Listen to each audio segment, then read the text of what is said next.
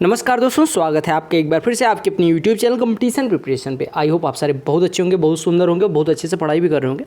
CGL और CHSL का mains पास पे है और अभी रिसेंटली एक एग्जाम होता है डीडीए एएसओ का, असिस्टेंट सेक्शन ऑफिसर डीडीए में जो होते हैं, और कुछ अच्छे प्रश्न आए हुए थे उसमें मैथमेटिक्स के, तो मैंने सोचा क्यों ना आपको करवा दिया जाए। ठीक है, बाकी मैं पीडीएफ आपको प्रोवाइड कर दूंगा सारे प्रश्नों की। ठीक है, ये जो 14-15 प्रश्न मैंने टॉप के उठाए हैं ये भी आपको मिल जाएंगे, ये मेंस के लिए भी इंपॉर्टेंट रहेंगे। तो चलो 20-25 मिनट की वीडियो होगी, उसमें हम 14-15 प्रश्न जो हमारे करने हैं, अच्छे प्रश्न है वो कर लेते हैं। प्रश्नों को नोट भी कर लेना। देखो, आपको इस तरह का एसएससी में भी पूछा गया है प्रश्न और ये डीडीए में भी पूछा गया। एक्स टाइम्स ऑफ इतना, वाई टाइम्स ऑफ इतना, जेड टाइम्स ऑफ इतना। अब ये देखते ही आपके दिमाग में क्या आ रहा है कि तीनों में कॉमन क्या है, x plus Y plus z. लेकिन कॉमन ऐसे तो ले नहीं सकते, लिखा हुआ है, तो तीनों को हम जोड़ देंगे। तीनों को जोड़ेंगे तो बाया पक्ष सबका जुड़ जाएगा, यानी ये रेड जिनसे मैं ज्वाइन कर रहा हूँ ये आपस में जुड़ जाएंगे। तो जुड़ेंगे तो X into X times of, मतलब X times of X plus Y plus Z, Y times of X plus Y plus Z, Z times of X plus Y plus Z जुड़ेगा। इसमें हम X plus Y plus Z अगर common ले लें तो बचेगा क्या, X plus Y plus Z common लिया, पहले जगह एक्स बचेगा, दूसरी जगह वाई, तीसरी जगह जेड। ठीक है, ये मिलेगा। और ये बराबर कितना मिल जाएगा, 287, 327, 115। 327 और 115 जोड़ोगे 442 हो जाएगा। 442 और 200 642, 642 और 7 649 और 80 529 729 हो जाएगा। 600 बेसिकली देखो 7 7 14 5 19 1 1 2 2 4 8 12 और 1 1 2 3 5 2 7 729 हो गया। यानी x plus Y plus z का होल स्क्वायर बराबर अगर इतना है तो x plus Y plus z कितना हो जाएगा, रूट 729, और 729 का वर्गमूल कितना होता है 27। तो x plus Y plus z कितना आ गया 27। इसमें बस ट्रिक ये थी कि तीनों को जोड़ना है, बस उसका रूट ले लेना है, x plus Y plus z की वैल्यू आ जाएगी। समझ आ गया। अगले प्रश्न में कुछ खास नहीं है बट थोड़ा सा सुंदर दिखा मुझे प्रश्न। क्या कहा गया इनकम स्टेटमेंट विकास और राजू के लिए दी गई। एक विकास है, एक राजू है। ठीक है, कहा गया ratio of their income in 2020 was 5:4। The ratio of Vikas income in 2021। देखो, विकास और राजू के लिए इनकम दी गई। उनका 2020 में जो इनकम की बात की गई, 2020 में उनकी इनकम का जो रेशियो था वो 5:4 था, 5:4 था। ठीक है, अब क्या कहा गया कि विकास की जो इनकम है 2021 में और 2020 में, यानी 2020 की और 2021 की इनकम का रेशियो 3:5 है। समझिएगा, यानी कि अगर 2020 में उसकी इनकम 5 थी तो 2021 में 3 है। तो 2020 में उसकी इनकम कितनी थी 5, तो 2021 में इसकी इनकम कितनी हो जाएगी 3। रेशियो दिया गया, ये 3 हो गए। और राजू की इनकम 2021 में और 2020 में रेशियो 3:2 था, यानी कि 2020 में 2 रेशियो हो गई अगर 2021 में 3 रेशियो थी। आपने कहा 2021 में अगर 3 रेशियो हो गई, 2030 में और 2021 में 3 रेशियो हो गई अगर 2020 में 2 रेशियो थी, यानी 2 रेशियो बराबर 4, तो 1 रेशियो बराबर कितना हो जाएगा 2, तो 3 रेशियो बराबर 6।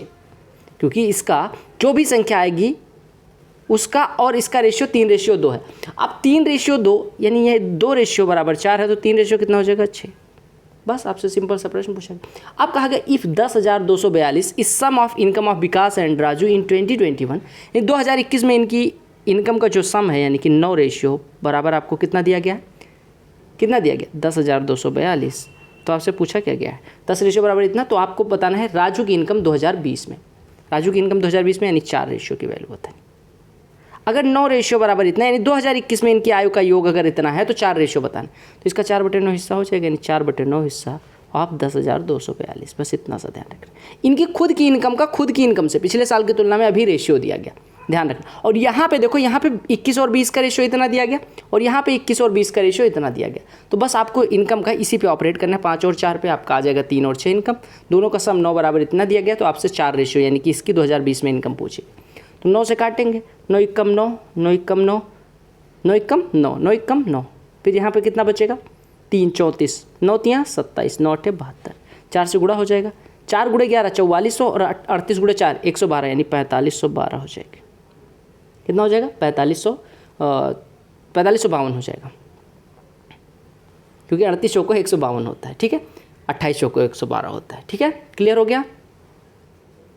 कहा गया कि एक चुनाव होता है जिसमें 3 लोग इलेक्शन लड़ते हैं। कौन कौन, मंगेश भाई साहब हैं, रॉबिट भाई साहब हैं, ठीक है, और अमर भाई साहब हैं। चुनाव वाला प्रश्न है, ध्यान से देखिएगा, चुनाव का माहौल है। क्योंकि मंगेश को 35% ज़्यादा वोट मिलते हैं रोहित से, और मंगेश जो है अमर को 62,000 वोटों से हरा देता है।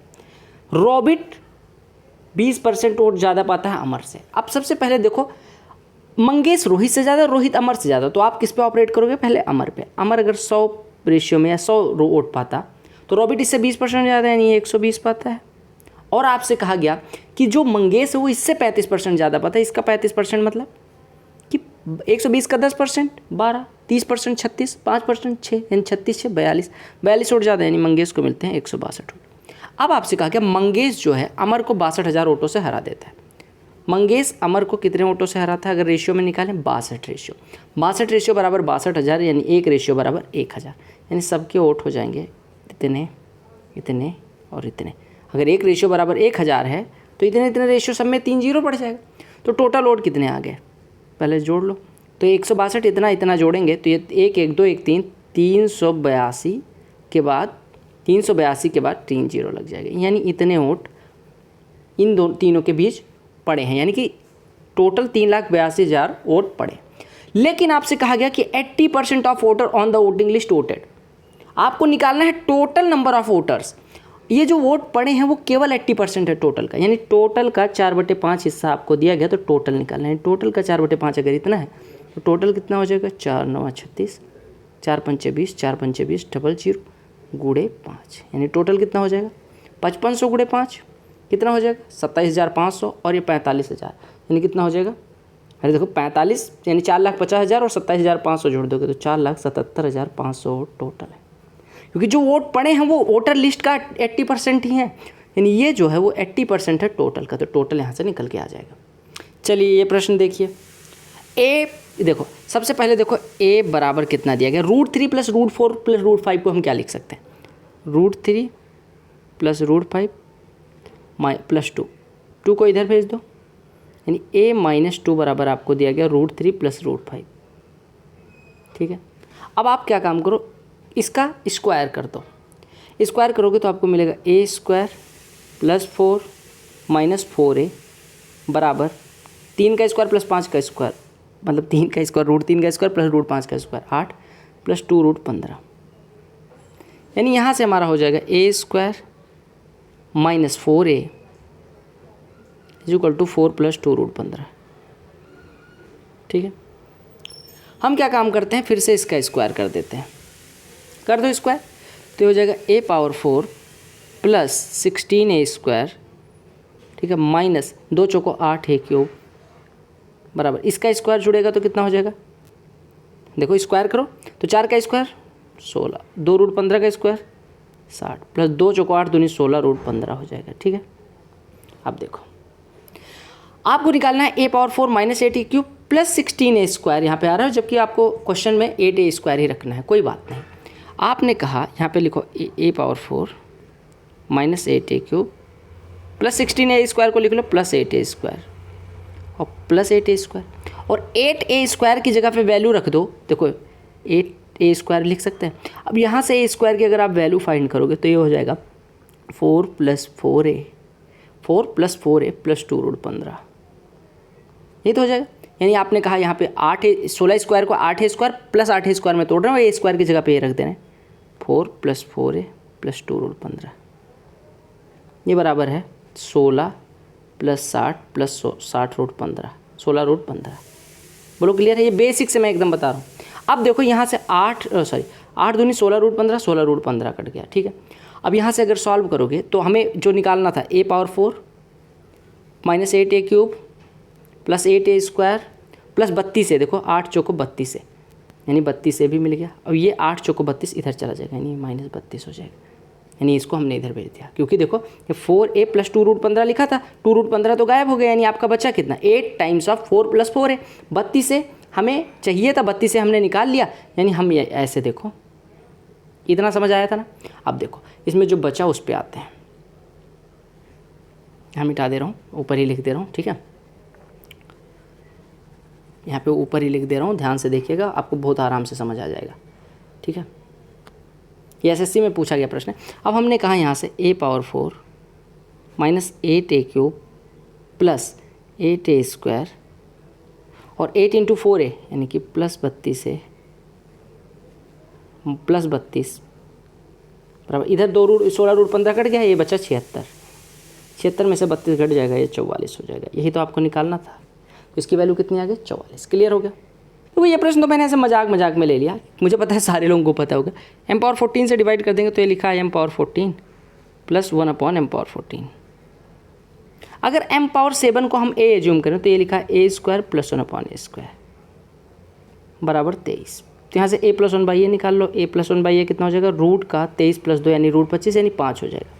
यानी आपके पास आ गया m power 7 plus 1/m power 7। हमने एज्यूम किया है m power 7 is equal to a, बस इतना ध्यान रखें।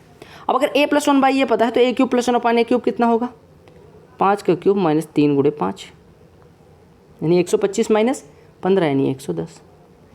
a³ प्लस 1/a³ होगा कितना, m पावर 7 का क्यूब यानी m power 21 plus 1/m power 7 का क्यूब यानी m पावर 21।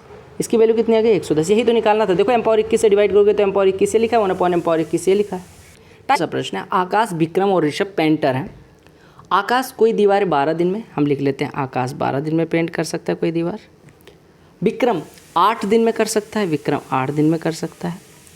और ऋषभ को दिया गया, ऋषभ को 4/5 हिस्सा टाइम लगता है। आकाश और विक्रम द्वारा एक साथ काम को करने में जितना टाइम लगता है उसका 4/5 हिस्सा लगता है ऋषभ को, ऋषभ काम कर देता। पहले आकाश और विक्रम का एक साथ करने में टाइम कितना लगेगा, 12 × 8/12 × 8, 4 से काट देंगे, 4 × 3 = 12, 4 × 5 = 20 यानी 24/5 दिन इनको लगता है पूरा कार्य करने में। ठीक है, कोई बात नहीं, 24/5 दिन अगर लगता है इनको काम करने में तो ऋषभ भाई साहब को 4/5 हिस्सा लगता है टोटल काम करने में। Rishabh can do the same job in 4/5 time. 4/5 यानी कि इसका 4/5 दिन, 96/25 दिन में ऋषभ भाई साहब कर लेते हैं। बस काम खत्म हो गया। ठीक है, अब हम टोटल वर्क पे कुछ एज्यूम कर लेते हैं। 12, 8 और 96/25 यहाँ से इजी बनाने के लिए, अदरवाइज वैसे भी कर सकते हैं। 12, 8 और 96/25 का एलसीएम 96 हो गया। अब आपको बस थोड़ा सा ध्यान देना है। अगर आकाश भाई साहब 12 दिन में 96, एक दिन में 8, ये 8 दिन में 96, एक दिन में 12, और ये 96/25 दिन में 96 यानी एक दिन में 25 यूनिट करते हैं। बस सिंपल सी बात है। अब आपसे क्या कहा गया, आपसे कहा गया कि आकाश और विक्रम 3 दिन तक एक साथ काम करते हैं। आकाश और विक्रम काम करना शुरू करते हैं और ये एक दिन में कितना काम करेंगे, 20 यूनिट। 3 दिन कर देंगे, 60 यूनिट काम हो जाएगा यानी 36 यूनिट बचा है। और 36 यूनिट काम किया जाता है ऋषभ द्वारा। ऋषभ कितने दिन में करेंगे, 36 यूनिट, 36/25 दिन में। तो कहा गया find the number of full days Rishabh work for. अब 36/25 दिन में तो पूरा काम कर देते हैं, यानी कि एक सही 11/25 दिन लेते हैं। लेकिन इसमें थोड़ा स्मार्टली पूछा गया कि find number of full days, कितने पूरे दिन काम किया। तो एक दिन पूरे काम किया और दूसरे दिन में केवल 11/25 हिस्सा काम किया। तो ये इंपॉर्टेंट था, यहाँ पे पूछा कितने पूरे दिन काम करता है। क्लियर हो गया। देखो अगला प्रश्न, देखो क्या कहा गया कि एक रूम में कुछ बच्चे हैं और कुछ बेंचेज हैं। अगर 5 बच्चे एक सीट पे बैठे तो 2 बच्चे खड़े रह जाएंगे। देखो अगर हम कहें n बच्चे हैं तो 5 बच्चे उस पर बैठे तो n/5 लगेगा। लेकिन ऐसा क्या होता है कि मान लो n बच्चे थे, उनको 5-5 एक पे बैठना है तो x तो बेंचेज भर जाती हैं लेकिन 2 बच्चे खड़े हो जाते हैं। यानी हमने क्या माना है, हमने माना है, देखो हमने माना है कि n को 5 से डिवाइड करते हैं, जितने भी बच्चे हैं उनको 5 से डिवाइड करते हैं तो x कोई एक पूर्णांक आता है और 2 बच्चे बैठे रह जाते हैं। या हम ऐसे कहें कि n अगर टोटल बच्चे थे, एक बेंच पे मान लो n टोटल बच्चे हैं और x बेंचेज हैं, तो n बराबर 5-5 करके 5x तो बैठ गए लेकिन 2 बच्चे खड़े रह जाते हैं। ठीक है, कहा गया अगर 6 बॉय एक बेंच पे बैठे, यानी कि अगर एक बेंच पे 6 बॉय बैठे तो 2 बेंच अनऑक्युपाइड रह जाएंगे। अब देखिएगा, बात समझिएगा। अगर एक बेंच पे 6 बॉय बैठे, एक बेंच पे 6 लड़के बैठे, टोटल लड़के हमने कहा 5x/2 हैं, यानी 5x/2 जो टोटल बच्चे हैं, एक बच्चा 6 उस पर बैठे तो हमारी कितनी बेंचें भरेंगी, x जितनी थी उसमें से 2 बेंचें खाली रह जाएंगी, यानी x - 2 बेंचें ही भरेंगी। यानी 5x + 2 बच्चों को अगर 6-6 करके बिठाएं, यानी मान लो 60 बच्चे होते, मैं पूछता कितनी बेंचें भरेंगे, आप कहते 60/6 यानी कि 10। तो ये 60 है, ये 6 है, ये 10 है। ठीक है, अब इसको सॉल्व कर लो तो हमारा हो गया 5x + 2 = 6x - 12, यानी यहाँ से x बराबर कितना हो गया, 14। अब x बराबर 14 हो गया तो कहा गया सम ऑफ नंबर ऑफ बेंचेस और नंबर ऑफ बॉयज़। तो नंबर ऑफ बेंचेस तो हो गई 14 और नंबर ऑफ बॉयज़ कितना हो जाएगा, 14 × 5 = 70, तो 72, यानी 72 बच्चे हैं, 12 बेंचें। अब आपसे इन्होंने थोड़ा स्मार्टली पूछा, 14 पंचे 70 तो 72। कहा कि what is sum of number of benches and number of boys. Sum of number of benches and boys 72 और 14 कितना हो जाएगा, 8 और 6 86। कितना हो जाएगा 86। कितना हो जाएगा 86, यानी कितने बच्चे थे और कितनी बेंचेस थे दोनों का सम पूछा गया, तो कितना हो गया 86। क्लियर हो। ए और बी किसी पार्टनरशिप में घुसते हैं जिसमें कैपिटल जो लगाते हैं वो 1/3 रेशियो 11/12। अब इसको पहले सिंपल रेशियो में बदल लो। ए और बी का इन्वेस्टमेंट जो है वो 1/3 रेशियो 11/12 है, तो 12 से गुणा कर दो, यानी 4 रेशियो 11 हो जाएगा इनका इन्वेस्टमेंट का रेशियो। बोलो क्लियर है। अब आपसे कहा गया ए एक्टिव पार्टनर है, तो उसको 22.5 लाख अलग से मिल गए, यानी को बड़ा बिजनेस था, 22.5 लाख ए को ऐसे दे देंगे और जो बचा प्रॉफिट उसको बांट लिया गया इन दोनों के बीच। ए को टोटल 25.7 लाख मिलते हैं। अब देखिएगा बात समझिएगा, 22.5 लाख ए को ऑलरेडी मिल चुके थे वैसे, क्योंकि एक्टिव है वो काम करता है, और टोटल मिले 25.7। तो आपको पता है जितना प्रॉफिट होता है वो उनके इन्वेस्टमेंट के रेशियो में बढ़ता है। 22.5 तो उसे फ्री मोहलत का मिल गया, यानी उसने इन्वेस्टमेंट की वजह से कितने प्राप्त किए, 25.7 माइनस 22.5, यानी 3.2 लाख रुपए उसको मिले इन्वेस्टमेंट के कारण। अब आपको पता है कि अगर इन्वेस्टमेंट के कारण 4 इन्वेस्टमेंट करने पे 3.2 लाख मिलते हैं, तो एक इन्वेस्टमेंट करने पे 0.8 लाख, तो 11 इन्वेस्टमेंट करने पे 11 × 0.8 यानी 8.8 लाख का प्रॉफिट बी का होगा। बी का प्रॉफिट कितना होगा, 8.8 लाख। तो यही पूछा गया था बी का एनुअल प्रॉफिट में शेयर कितना होगा, 8.8 लाख। अगर टोटल प्रॉफिट पूछा गया होता तो आप कहते 8.8 इधर और 25.7 इधर, तो टोटल कितना हो जाता, 34.5 लाख रुपए का टोटल। कहा गया 600 रुपये को अमन भुज और चोपड़ा के बीच, किसके बीच, अमन भुज और चोपड़ा के बीच इस प्रकार से डिवाइड किया गया कि 2/5 हिस्सा अमन के शेयर का 2/5 हिस्सा से 40 ज़्यादा, यानी इससे 40 ज़्यादा बराबर है 20 रुपये ज़्यादा 2/7 हिस्से से, 2/7 हिस्से से 20 रुपये ज़्यादा किसका, 20 रुपये ज़्यादा 2/7 हिस्से से किसके, भुज के। ये बराबर है 10 रुपये ज़्यादा किससे, 9/17 हिस्से से किसके, जेड से, और ये बराबर के मान लो। अब आप यहाँ से ए की वैल्यू अगर निकालोगे तो ए की वैल्यू हो जाएगी 5/2 टाइम्स ऑफ के माइनस 40। बी के शेयर की बात करोगे, बी बराबर हो जाएगा 7/2 हिस्सा ऑफ के माइनस 20, और सी बराबर हो जाएगा कितना, 17/9 हिस्सा ऑफ के माइनस 10। ठीक है, तीनों का हिस्सा जोड़ोगे तो 600 ही तो आना चाहिए, यानी तीनों का हिस्सा जोड़ो तो 5/2 के, 7/2 के और 17/9 के, 5/2 7/2 यानी कि 12/2 6 के ये हो गया, और 17/9 के इधर, तो 54 17 71/9 के इधर हो गया। इसको सॉल्व करोगे 5/2 40 यानी कि 100 ये हो गया, ये 70 हो गया, और ये 17 170/9 यानी कि 19 के करीब हो गया।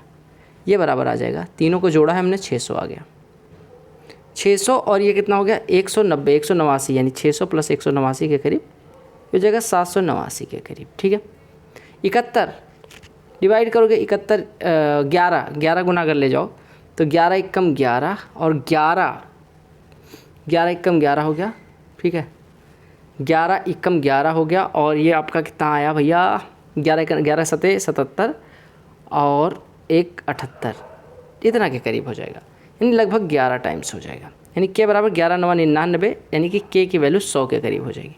अब के की वैल्यू अगर 100 के करीब हो गई तो आपसे किसका हिस्सा पूछा गया था, भुज का। भुज का जो भी है वो 7/2 हिस्सा है के माइनस 20 का।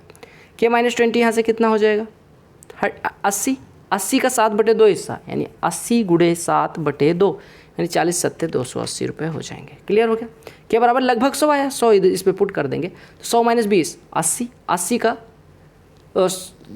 आधा 40 7 280, ये पूछा गया। एक ऑफिस में ना 1/2 एम्प्लॉयज़ वुमेन की, in a certain office 1/2 of the employees are women, यानी कि हाफ चल रहा था वुमेन और मैन का रेशियो।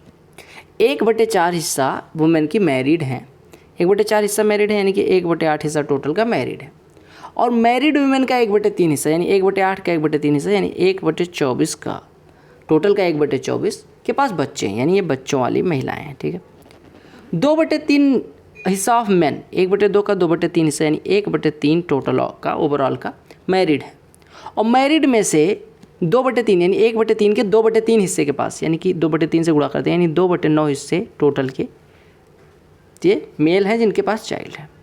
तो कहेंगे what part of employees are without children, तो आप पहले टोटल जोड़ लो, टोटल जोड़ो 1/24 धन 2/9 जोड़ लो। ये चिल्ड्रेन वाले मेल और फीमेल है, ये फीमेल है ये मेल है, ये फीमेल की बात की गई, ये मेल की बात की गई। तो दोनों जुड़ेगा तो कितना हो जाएगा, 24 9 का एलसीएम 72, यहाँ पे 3 से गुड़ा, यहाँ पे 8 से गुड़ा, तो 16 3 19/72 हिस्सा ऐसा है जो क्या है, बच्चों वाला है। तो बिना बच्चों वाला 1 - 19/72 यानी कि हो जाएगा 53/72, यानी 53/72 हिस्सा ऐसा है जिसकी शादी नहीं हो रखी और बच्चे भी नहीं हैं। तो कितना हो गया आपका आंसर, 53/72। प्रश्न में क्या दिया गया, कहा गया number of male employees and female employees in an organization is 90 और 150, 90 और 150 यानी 3:5 के रेशियो में मेल और फीमेल हैं। जो टोटल एम्प्लॉयज़ हैं उनका रेशियो 30 है, टोटल एम्प्लॉयज़ हैं उनका एवरेज एज 30 दिया गया। और कहा गया average age of all female employees is 32% more than that of all mail employees. यानी मेल एम्प्लॉयज़ का अगर एवरेज 50x है ना मेरे भाई, तो इससे 32% ज़्यादा है, यानी कि 16 ज़्यादा, 25 मानते तो 8 ज़्यादा, यानी कि ऐसे मानो 25 ही मान लो, 25x अगर मेल की एवरेज आयु है तो इससे 32% ज़्यादा, यानी 8x ज़्यादा, यानी 33x फीमेल की है। 25x 33x का रिजल्टेंट 30 है, तो आप कहेंगे 30 - 25x इधर हो जाएगा, मिक्सचर एलिगेशन लगा दो, और 33x - 30 हो जाएगा। ये जो रेशियो आएगा ये इनकी संख्याओं का अनुपात, संख्याएं कितने, 3:5 के अनुपात में, 3 से काट दोगे यानी 11x - 10 बराबर 1 रेशियो, तो 5 रेशियो कितना होना चाहिए, 55x - 50, यानी 55x - 50 बराबर 30 - 25x, यानी 80x बराबर 80, यानी x बराबर 1। अब x बराबर 1 हो गया तो आपसे पूछा कि what is average age of all the female employees, तो फीमेल एम्प्लॉयज़ का एवरेज 33x यानी कि 33 वर्ष। अगला प्रश्न देखिएगा और उत्तर करिएगा। एक इलेक्शन में 3 कैंडिडेट थे, विनिंग कैंडिडेट को 65% वोट मिले और कैंडिडेट जो थर्ड आया उसको 3% वोट मिले। एक 65% मिला, एक को 3%, दोनों को मिलके 68% मिल के बच्चे 32%, वो किसी और को मिले होंगे। कहा कि विनिंग कैंडिडेट 6000 वोट ज़्यादा पाता है कंबाइंड वोट इन दोनों से, 32 3 35, 35 और 65 का डिफरेंस 30%, 30% अगर 6000 है तो 1% 200, तो टोटल कितना हो जाएगा, 200 के बाद 12 0। बोलो क्लियर है। बहुत पहले ट्रिक बताई थी कि अगर दो वस्तुओं का सेलिंग प्राइस सेम हो तो क्या करना होता है। देखो सेलिंग प्राइस या कॉस्ट प्राइस कुछ भी सेम हो, कि दो वस्तुएं अलग अलग उनका कॉस्ट प्राइस सेम है, कॉस्ट प्राइस सेम होता है तब तो आपको पता ही है। अगर दोनों का सेलिंग प्राइस जो है 12 हज़ार रुपये है, टीवी और रेफ्रिजरेटर का, टीवी को 20% लॉस पे बेचा गया, रेफ्रिजरेटर को 10% फ़ायदे पे बेचा गया, ओवरऑल प्रॉफिट या लॉस बताना है, ठीक है। देखो अगर टीवी को 20% लॉस पे बेचा गया, यानी कि टीवी के लिए अगर हम बात करें, टीवी 5 की खरीदी गई तो 4 की बेची गई। बोलो क्लियर। रेफ्रिजरेटर 10% फ़ायदे पे, तो रेफ्रिजरेटर अगर 10 का खरीदा गया तो 11 का बेचा गया। लेकिन आपने कहा दोनों का सेलिंग प्राइस सेम है, यानी कि 4 और 11 का बराबर करना है, तो 11 से यहाँ गुणा कर दो 55 44 हो जाएगा, 4 से यहाँ गुणा कर दो 44 और 40 हो जाएगा। बोलो क्लियर। अब देखो दोनों का सेलिंग प्राइस सेम, यानी आपको यहाँ पे नुकसान कितने का हुआ, 11 का, यहाँ पे फ़ायदा कितने का हुआ, 4 का, ओवरऑल 7 का फ़ायदा। देखो 11 का नुकसान 4 का फ़ायदा, ओवरऑल 7 का नुकसान कितने पे, 95 पे, 7/95 आपका नुकसान हो गया, 7/95 आपका नुकसान हो गया। अब अगर आपको ऐसे निकालना है तो 7/95 परसेंटेज में निकालना है तो गुणे में 100 लगा लो, तो इतना परसेंटेज आ जाएगा। और अगर आपको पैसे में निकालना है तो आप ऐसे देखो कि सेलिंग प्राइस 44 बराबर कितना दिया गया था, 44 बराबर आपको दिया गया था 12,000, तो आपको कुल ओवरऑल कितने का नुकसान हुआ है, 7 का, तो 7 बराबर कितना हो जाएगा, आप कहेंगे 12,000/44, यानी आप कह सकते हैं 3,000/11 और गुणे 7 यानी 21,000/11 का, यानी 11 एकम 11 और ये 11 9 99 और 11 0 0 1909 रुपये का लगभग नुकसान होता है। तो क्या होता है, नुकसान, लॉस। साथ ही साथ एक प्रश्न मैं आपको दे रहा हूँ अगली वीडियो में जो आएगा, इस प्रश्न को आप अगले वीडियो में सॉल्यूशन पाएंगे, तब तक के लिए आप ट्राई करें, ठीक है। और अगर नहीं होता तो ज़्यादा घबराए नहीं, आंसर क्या होगा कमेंट सेक्शन में जरूर बताएं, बाकी मैं कमेंट में पिन भी कर दूंगा। मिलते हैं अगली वीडियो में, तब तक के लिए bye, take care, love you all the very best for all, वंदे मातरम।